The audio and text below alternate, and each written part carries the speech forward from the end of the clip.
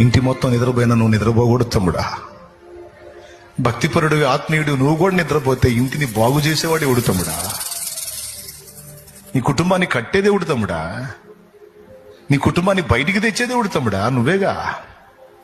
కష్టపడినా, నిలబడినా, భక్తి చేసినా, శక్తి చూపినా, కుటుంబ శ్రేయస్సు కోసం గోజాడిన నువ్వేగా తమ్ముడా.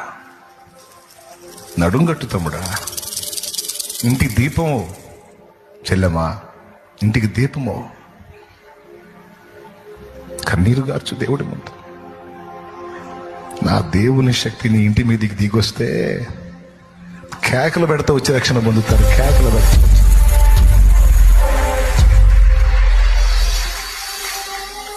సిద్ధపడి ప్రార్థించండి. సమాజాల్లో సేవకులారా, గ్రామాలు, పట్టణాలు, ప్రాంతాలు కదలాలంటే మాటలు కాదు,